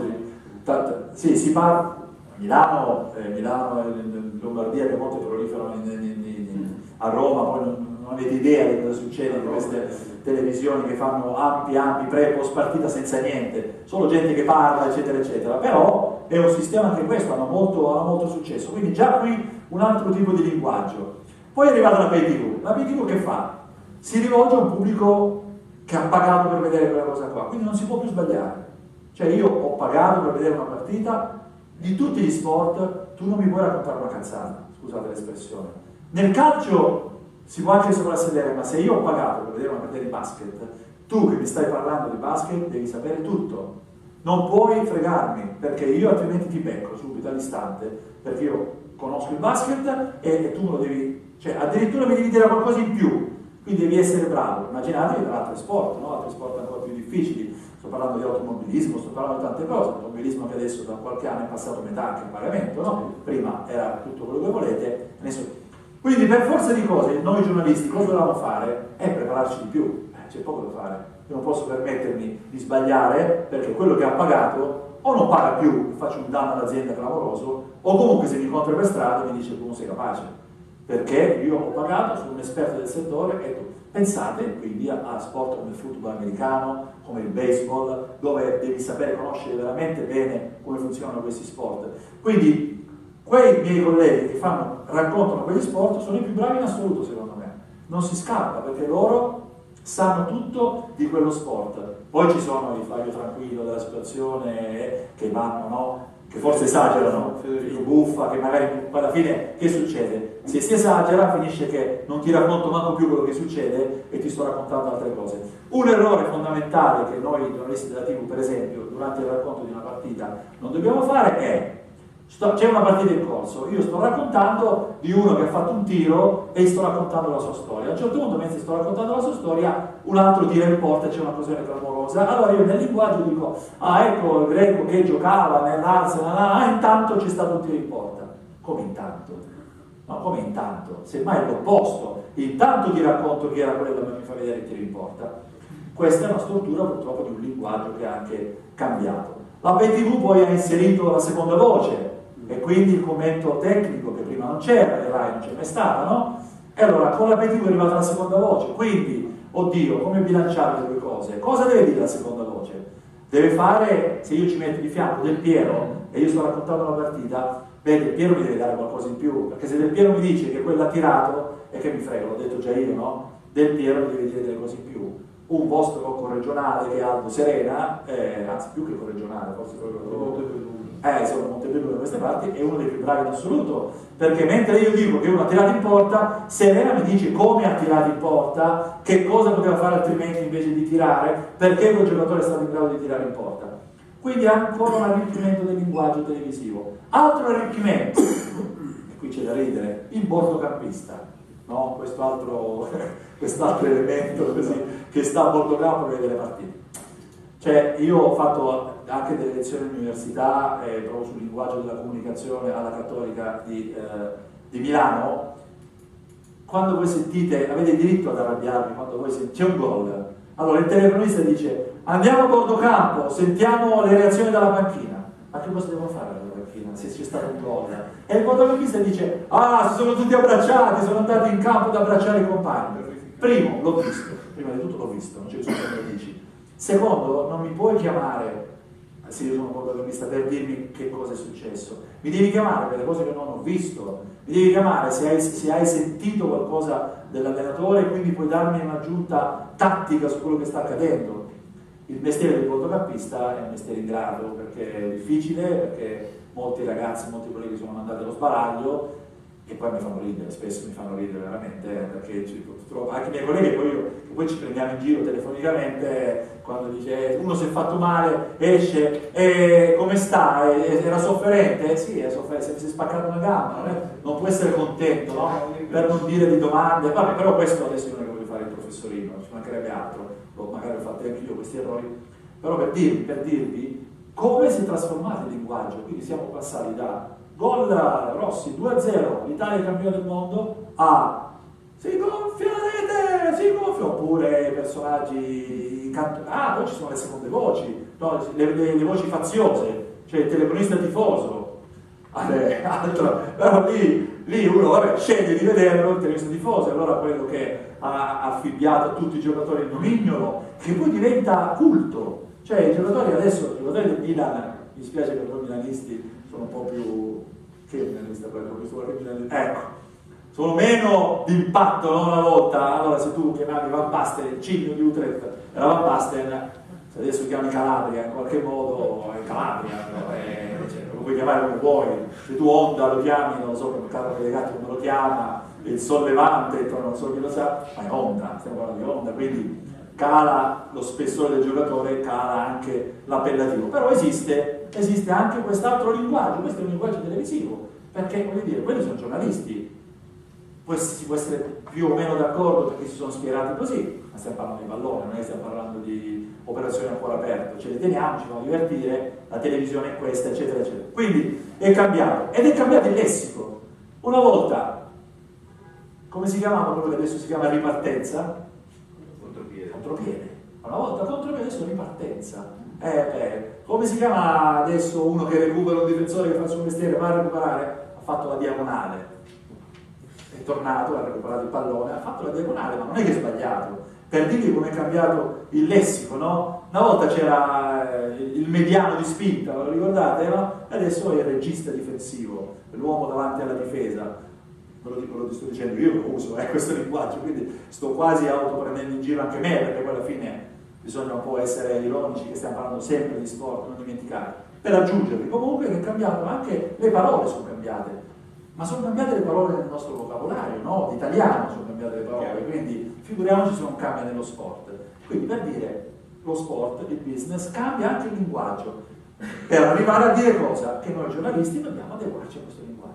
Così come è arrivato, e poi passo la palla a lui, il linguaggio del giornale, secondo me, deve assolutamente cambiare. Perché io compro il giornale domani mattina, ma la notizia che il sindaco e le consigliere hanno letto sul vostro sito, l'ho letta adesso, e domani mattina non la leggo più, perché l'ho letta adesso. Così come la televisione mi ha già fatto vedere quello che è successo. Allora io sul giornale devo andare a vedere una bella intervista, un bel approfondimento, una bella indagine, delle statistiche, questo posso andare a vedere sul giornale, mentre prima aprivo il giornale e mi leggevo il tabellino, al minuto ha tirato in porta, al 43esimo la parata, quindi che mi frega domani andare a vedere la parata, è già superato tutto, quindi deve cambiare il linguaggio. Voi scrivete sui quotidiani, non so voi dove scrivete sui giornali, dobbiamo tener conto di cambiare il linguaggio perché ci siamo noi della televisione che eravamo prima, ma non perché facciamo gli dispetti, perché facciamo la televisione. Il web è ancora diventato prima e io poi prendo sempre questo telefonino, un aggeggio infernale dove è pazzesco, tutto si fa da noi telefonare, quindi bisogna adeguare il linguaggio anche in questo caso. Greco? Proposito di linguaggio Sì, io prima di lasciare spazio magari anche a qualche domanda dei colleghi o del pubblico, mi piacerebbe qualche parola su una figura che è quella che ha svolto come addetto stampa, che spesso i giovani giornalisti quasi dimenticano. Invece è una professione giornalistica tutto tondo. Sì, io ho fatto, devo dirvi che in realtà io ho fatto anche prima ma è stato un periodo breve, l'ho in pratica rimosso, ma ho avuto anche un'altra esperienza da addetto stampa. Ho fatto per un breve periodo l'addetto stampa del Cagliari.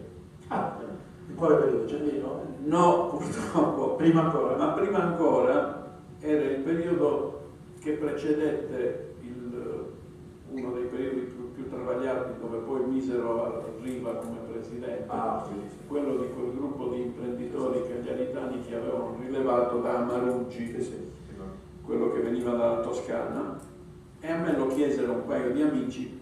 Mi diedi una sola regola: io in quel periodo lavoravo a Lanza e seguivo il Cagliari per Lanza. Allora, quando il Cagliari mi fece questa proposta, chiesi al direttore il permesso di poter dare una mano avevano bisogno in quel momento, eccetera, però posi una condizione: ovviamente io non seguo più il Cagliari per l'Ansa, finché sto lì, e infatti per 8 mesi, perché è durata pochissimo. Quindi questa è stata un'esperienza molto, molto breve, mentre l'esperienza alla Regione è durata di più, è durata un'intera legislatura, ho fatto il capo ufficio stampa, è una cosa diversa, però ho avuto la fortuna che l'allora Presidente della Regione, quando mi contattò per propormi appunto di fargli da capo ufficio stampa, mi spiegò una cosa che mi rincuorò, perché mi disse: tu fai il capo ufficio stampa, poi c'è quest'altro ragazzo che allora ancora non c'era, ma a cui sto pensando, che farà il portavoce, sarà il mio portavoce.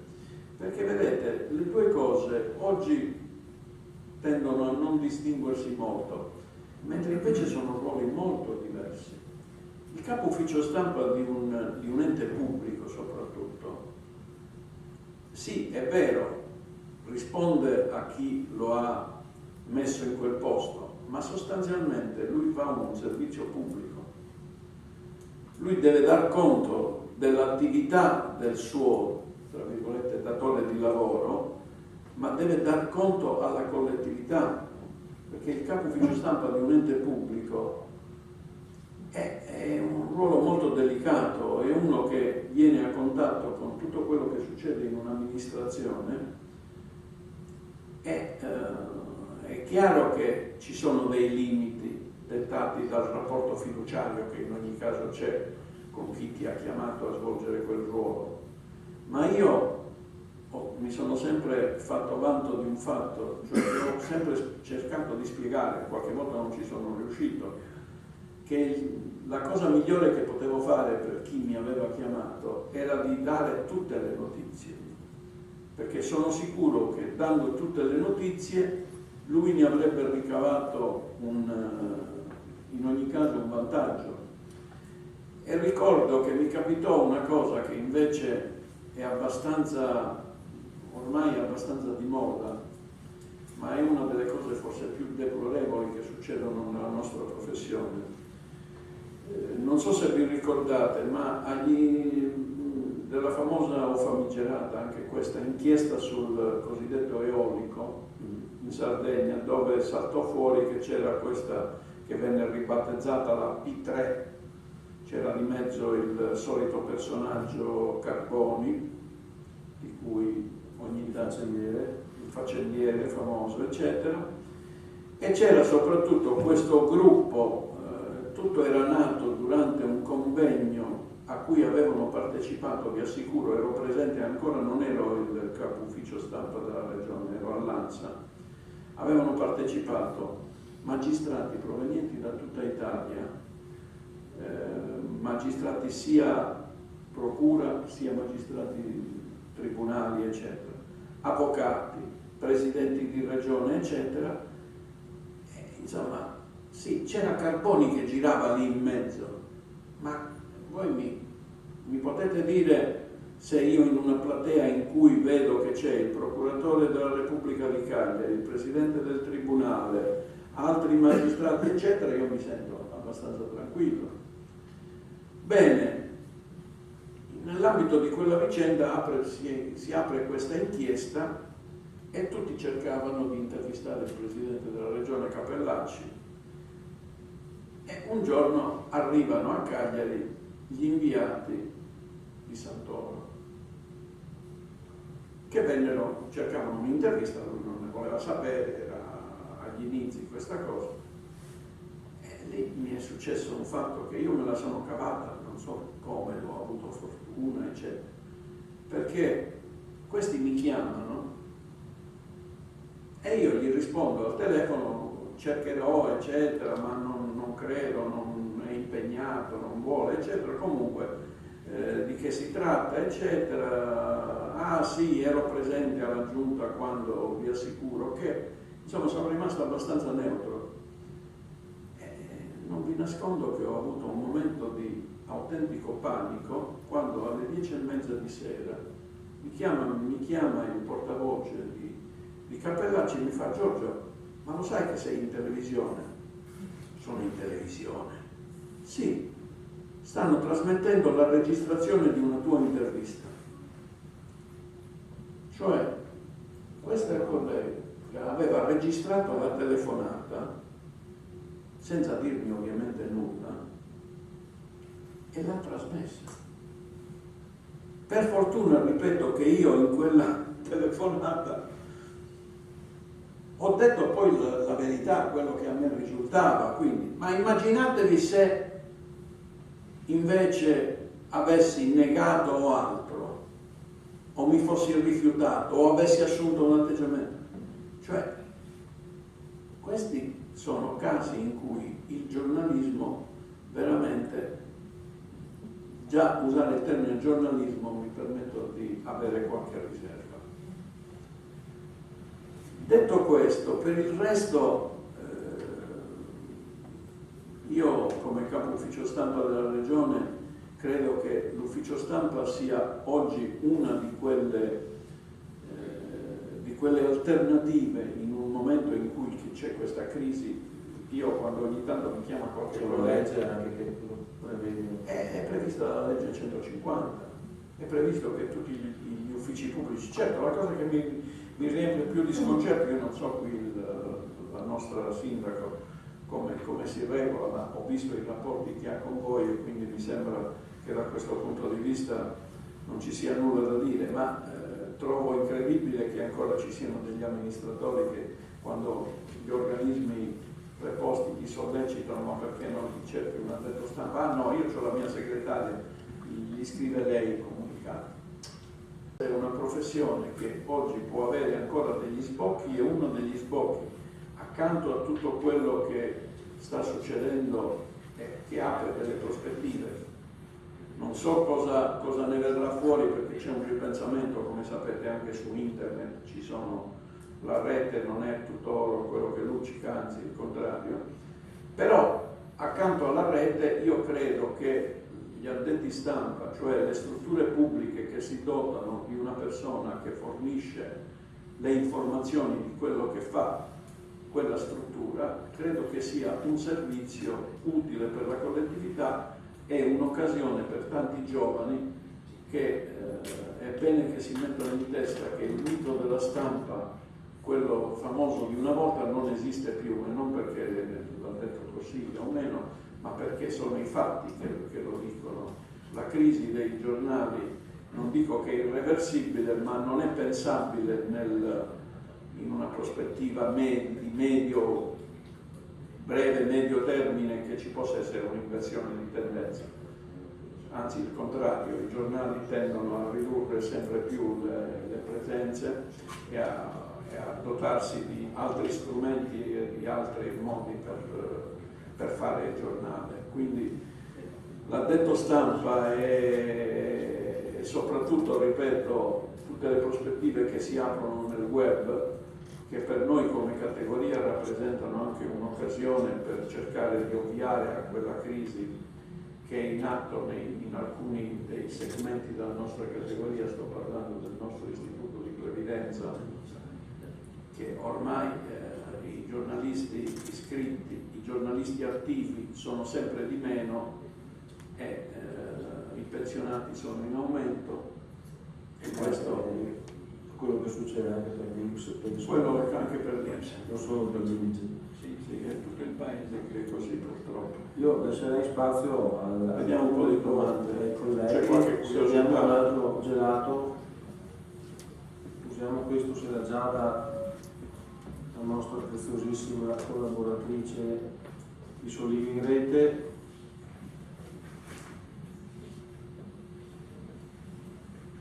Sì, buonasera.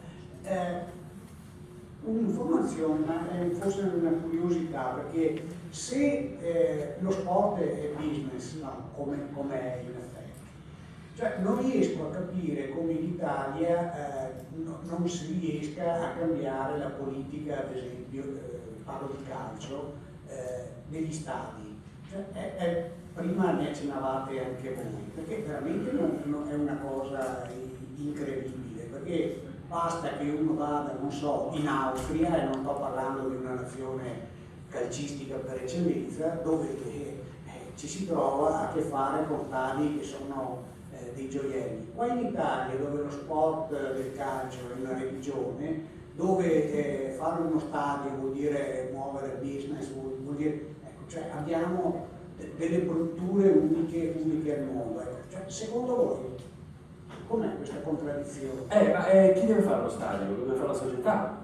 Cioè, gli stadi sono dei comuni, no? Gli stadi dove giocano le squadre. Cioè, l'Inter e il Milan pagano degli affitti al comune di Milano per andare a San Siro enormi, così come tutte le altre società. Alcune squadre non ce l'hanno nemmeno lo stadio. Il Sassuolo va a giocare a Reggio Emilia, il Crotone è stato da un'altra parte fino a poco tempo fa, il Pescara. Allora, chi deve fare lo stadio? Lo deve fare la società.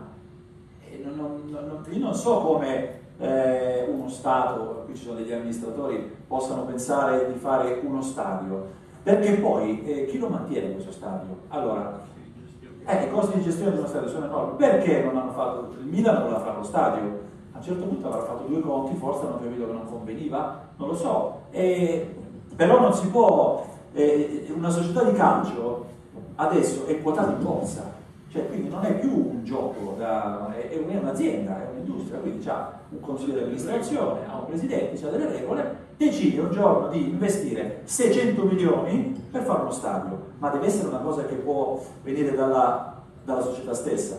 Semmai quello che si può fare è: io, federazione o lega, adesso ti dico una cosa, vuoi giocare in Serie A? Perfetto, allora non mi importa se lo stadio è tuo, è del comune, è suo o è mio, intanto devi avere queste prerogative qua, devi avere degli standard. Allora voglio ogni 1000 posti 10 bagni, voglio un posto ristoro. Allora questo è un altro discorso, come vorrebbe fare la Lega Basket ultimamente, non lo si farà, perché siamo in Italia, non si farà. La Lega Basket sta facendo un vademecum dove dice: volete giocare in Serie A fra 5 anni, perché vi do 5 anni di tempo, i vostri palazzetti li dovete mettere a posto così, e ci vuole questo, questo e questo. Il problema è, ho capito, ma tu lo dici a me, società, ma lo sai che non è mio, e io non posso fare niente, non è che posso andare a San Siro, io Milan, e mettere a posto San Siro. Allora posso provare a fare un accordo con il comune, eccetera, eccetera, eccetera, eccetera, perché poi alla fine gli stadi, l'unica soluzione, devono essere di proprietà delle società, non si scappa, qui non si possono mettere in mezzo le amministrazioni, perché non è possibile. Il Bayern di Monaco c'è il suo stadio. Anche perché abbiamo tutti i stadi del ventennio fascista. Esatto, sono tutti quelli là, c'è poco da fare. E quindi l'Ajax c'è il suo stadio, l'Amsterdam Arena che ho visto, è una cosa pazzesca. Il Bayer Leverkusen c'è il suo stadio, sto nominando società nemmeno di... Ma queste sono queste sono società grandissime, no? Ma ripeto, basta andare in Austria. Certo. Se lei va a vedere lo stadio di Innsbruck, ma io li conosco perfettamente. Sì, ma vede, lei ha toccato un tema dolente, perché è un tema che noi abbiamo avuto un momento in cui abbiamo avuto l'occasione per fare queste operazioni. Italia 90. Quella è stata una grossa scommessa persa. Abbiamo fatto Verona. Abbiamo fatto non solo Verona, guardi. Ma voi sapete che, scusa Giorgio lo sa, voi sapete che la copertura degli stadi in Italia 90, che tutti hanno fatto la copertura perché la FIFA obbligava, non era vero. Non era vero che Non ci sono degli stadi. non solo, ma dovete sapere. Ma non ho detto, non è che lo dico io qui, sono venuti fuori poi i documenti, le cose. Non era vero. In Italia però, io ho assistito a delle scene, ve lo giuro, Italia 90 a Milano, di anche colleghi che alla fine del mondiale a Milano, l'ultima partita a Milano fecero la fine, no, a Milano, non so che finale fecero, Terzo posto. in tribuna stampa smontavano i televisori e se li portavano a casa.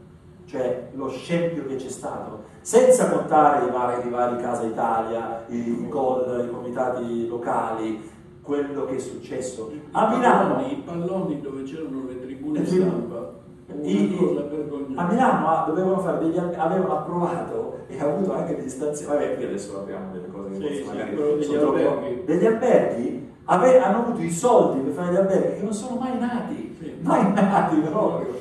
Vabbè, comunque adesso poi divaghiamo. No, alcuni progetti sono nati, ma 5 anni dopo i mondiali. Sì. Buonasera, una domanda. Le Olimpiadi a Roma, una grossa occasione persa o un grosso pericolo scampato? Io ho seguito, guardate, ho scritto anche di questo. Per me è un'occasione persa, perché vi dico una cosa, per esperienza personale, io ho vissuto le Olimpiadi, come vi ho detto, ho fatto Seul e poi Barcellona. Avevo avuto sentore, soprattutto a Barcellona, che il gigantismo olimpico, come si dice, stava cominciando a debordare. E infatti tra Seul e Barcellona il rapporto giornalisti-atleti era di 1 a 1,5, poi diventò di 1 a 1, quindi stavamo andando oltre ogni limite. Però vi devo dire che l'occasione, perché ritengo il Roma 2024 un'occasione persa, secondo me, perché c'ho l'esempio di Cagliari. Cagliari era stata scelta come sede per le gare di vela. Il progetto presentato da Cagliari non prevedeva nessun nuovo impianto, ma l'utilizzazione, lo sfruttamento di quelli che erano già esistenti, anzi la riqualificazione. E il progetto complessivo di Roma 2024, a parte le discussioni, ma lì so che c'era una certa flessibilità, si poteva discutere su dove doveva sorgere il villaggio olimpico, eccetera, ma la filosofia complessiva era: noi dobbiamo costruire dei nuovi impianti che non devono funzionare per le Olimpiadi, ma dobbiamo avere chiavi in mano le soluzioni per il giorno dopo la chiusura delle Olimpiadi. E queste cose c'erano. Purtroppo è subentrato un problema, non so come dirlo, perché è vero che i 5 Stelle si erano subito espressi contro, fin dall'inizio, però, ripeto, io sono stato alla presentazione, ho visto i progetti e so che c'era la disponibilità a discutere di certe cose, a rivedere anche certe cose eventualmente. Quindi per me è un'occasione persa, perché in ogni caso le Olimpiadi, se guidate bene, e abbiamo avuto l'esempio delle Olimpiadi di Los Angeles, le Olimpiadi di Los Angeles sono stati i primi giochi olimpici dove la struttura pubblica non ha messo una lira, perché sono state tutte gestite dai privati. Giorgio è un romantico, è ovvio.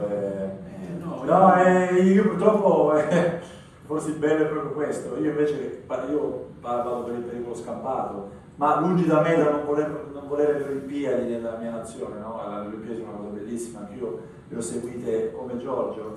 Il problema è che, Giorgio, in questo comitato c'è ancora Montezemolo. Montezemolo è lo stesso di Italia 90. Allora io per forza devo pensare male, non posso, faccio peccato, non lo so, ma la paura purtroppo in Italia è quella, perché io sono stato a Barcellona non molto tempo fa, e a Barcellona c'è ancora il villaggio olimpico, che è dove c'erano gli atleti, che è diventata una cittadella riqualificata, tutto. La riqualificazione urbana di Barcellona è stata una cosa. Ma anche Atene, se vogliamo, no? Dove c'è stato tutto quello che c'è stato, però tutto quello che è stato Olimpiade adesso è funzionante. Voi andate al Sestriere a vedere dopo Torino 2006 come sono gli impianti. Gli impianti dello snowboard, di quelle cose lì, sono tutti arrugginiti, anche le cose, perché non c'è nemmeno nessuno, non solo non erano fatti più funzionare, la pista di bob, tutte queste cose qua non erano fatte più funzionare, ma non hanno trovato aziende che hanno voluto spendere soldi per andare a togliere il ferro arrugginito, per quanto costava, non ne valeva la pena. Purtroppo, che devo dire, non devo essere cattivo nel nostro paese, ma questi sono i fatti però. Se io penso che ancora, poi io quando ho visto, non voglio offendere nessuno, ma quando ho visto Montezemolo ancora lì a proporsi per fare le Olimpiadi del 2024, che peraltro saranno fra 8 anni e non sarà manco giovanissimo più Montezemolo, no? Gli auguro di vivere 2000 anni, però mi è sembrato di sprofondare nuovamente nel desiderio di, forse sto sbagliando, sono la mia impressione, per carità, di arraffare ancora nuovamente tutto, perché in Italia dovevano esserci gli alberghi di Italia 90 e non ci sono mai stati, e io ho visto che cosa è successo e temo che per il 2024 sia la stessa cosa. Quello che diceva Giorgio è giusto, ma se fossimo in un paese ideale, se non fossimo in Italia, è brutto dire questa cosa qua, è una mia opinione e rimane tale, ma per me è un pericolo scampato. No, ma io non sono convinto del tutto, però certi paletti che erano stati messi Forse si stavano un po' dal CIO rappresentavano qualche cosa. segnale. Secondo me un passaggio ancora si poteva fare e poi non ho verità. Esatto, non abbiamo verità su quello che poteva succedere, sono solo nostre supposizioni. Volevo fare una battuta ricordando che a proposito di stati, di finanziamenti, il Comune di Cison ha appena ricevuto un finanziamento per ristrutturare il campo sportivo di Cison, quindi c'è anche chi Dove avete la squadra? Che categoria avete la squadra? Prima divisione. Vabbè, prima categoria, sì, prima divisione, prima categoria. Vabbè. E avete già provveduto? State provvedendo? Sì, sono solo completamenti. Ah, quindi figuriamo. avete un teatro così e tutto va rapportato anche alla popolazione. Certo, no, ci manca, se non ci fosse nessuno a riuscirci sarebbe un dramma, per carità. Buonasera, sono un cittadino, non sono un addetto ai lavori. Comunque l'Italia è nota per essere il paese di campanilismi, eccetera. Sì, forse c'è la mano sull'antenna, un attimo. Nei quotidiani, quindi non è una notizia sul giornale, lo leggo sulla tribuna, sul taglio, se guardo Rai 1, guardo Rai 3, c'è il taglio, eccetera. Certo. Parliamo appunto di comunicazione sportiva. Nella comunicazione sportiva, posto che è chiaro, si fa più un commento, uno vede con i suoi occhi e quindi, come giustamente lei prima, è più difficile parare. Però in una forma un po' più strisciante, c'è anche un qualche condizionamento, cioè una notizia per dire data da Mediaset può avere in senso lato un taglio un po' diverso di quello di Sky, visto che c'è comunque anche questo dualismo, anche due proprietà con componenti anche politiche in senso generale diverse. Grazie. È un'osservazione interessante, senza dubbio. Aggiunto il fatto che Mediaset è del proprietario del Milan, no? Quindi voglio dire, non è che si può scappare. Adesso cambierà qualcosa probabilmente, ma non si sa nemmeno se ci sarà questa cessione. No, sì, proprio il linguaggio, lei dice per conquistare più platea, uno parla in un modo, uno parla in un altro. Ma questo non lo so, guardi, questo non lo so.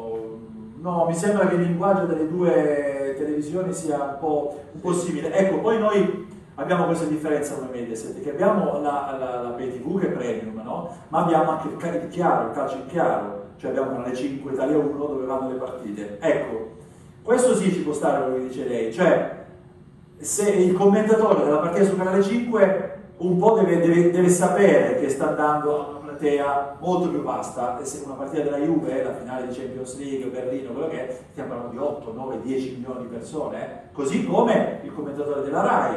Questo le do ragione, perché quello della RAI, essendo una rete statale, quindi il commento forse deve essere un po' più popolare, un po' più veramente per tutti, no? Perché la RAI è libera, poi la RAI paghiamo lo stesso, però comunque la vediamo lo stesso anche se non la paghiamo, quindi arriva a tutti. È chiaro che può darsi anche che ci sia, giustamente il sospetto, tra virgolette, come dice lei, che tra noi ci possa essere un cambiamento di linguaggio per arrivare, può darsi anche che per arrivare a più gente, però non credo che sia molto forte, non credo che, forse lo si può notare veramente in alcune sfumature, ma mediamente non credo. Prendo spunto da questa sua cosa per raccontarvi un piccolo episodio che banalmente non c'entra niente con l'aspetto che lei ha citato, ma che però serve per inquadrare un po' il contesto. Lei parlava di Mediaset, di Berlusconi, eccetera. Bene, io ricordo che, come tutti sapete, si è sempre discusso uno dei temi che ha rincorso sempre il Cavaliere, era il discorso del Cavaliere e i suoi avversari, il discorso del conflitto di interessi. Ogni volta che si parlava di Berlusconi gli si rinfacciava questo problema. Bene, io ricordo, feci un'intervista un'intervista, mi pare l'ho accennata al Presidente emerito della Repubblica Cossiga, il quale mi disse quella che sembrava una battuta, ma probabilmente non era una battuta.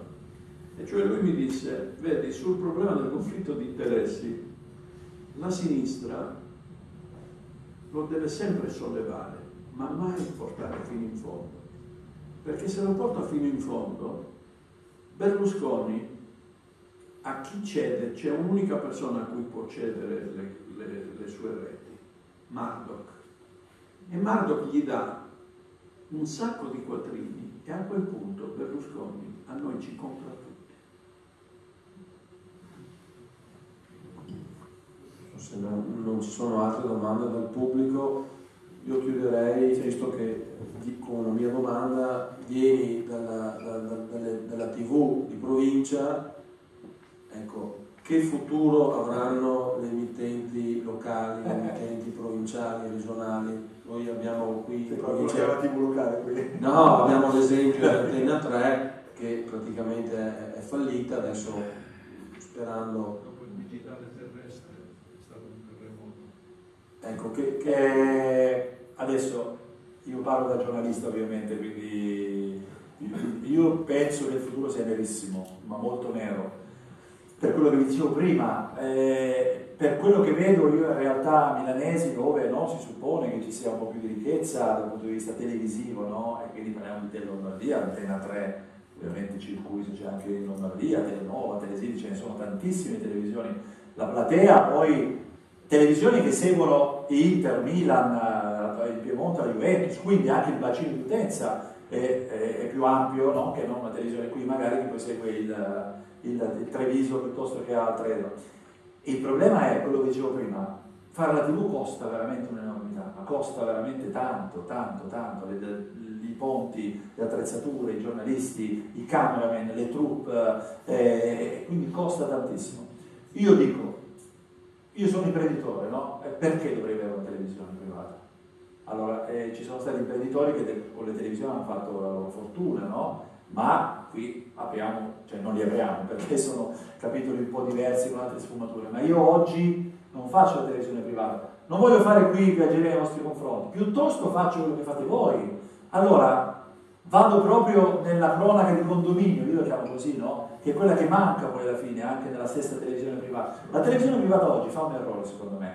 La televisione privata di Treviso, per esempio, faccio un esempio così a caso, parla di quello che accade in tutto il mondo. No, secondo me no, non mi importa, io se voglio vedere tutto il mondo, guardo la CNN, guardo Fox, guardo Mediaset, guardo Sky, guardo televisione di Treviso, io voglio sapere cosa succede in piazza Treviso, voglio sapere tutto quello che fate voi, no? Io ho visto poi il vostro giornale. Il bello è questo, tant'è che gli amministratori stessi che fanno e li leggono, no?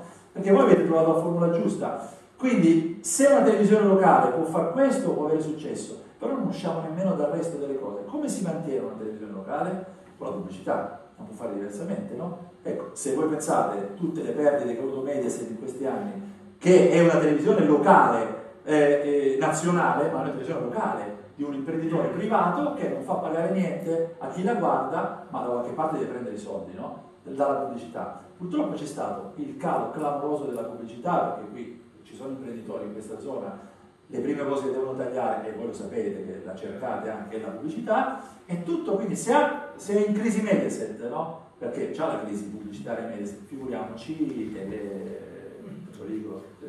eccetera, eccetera. La mia idea è che il futuro sia nero, ma questo mi spiace, perché io da giornalista vorrei che ci fossero tante testate, tante cose che nascono così i ragazzi possono avere più sbocchi lavorativi, però quello è un settore veramente in pienissima crisi.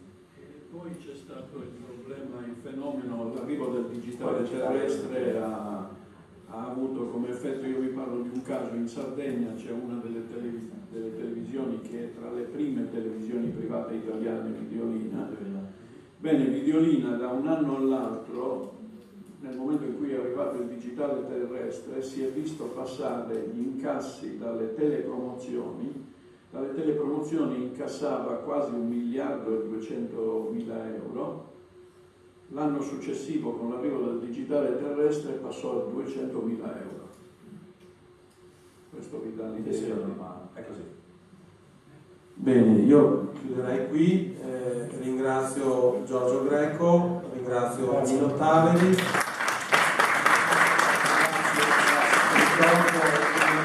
Domani sera saremo qui con un nuovo incontro organizzato in collaborazione dell'Ordine dei giornalisti, ospito un tuo concorrente, Gianluca Di Marzio, e due giornalisti, un giornalista e un imprenditore che hanno saputo un po' reinventare la radio e il web, cioè Lucio Darmolin di Top Radio e Matteo Soligon di Veneto Gol.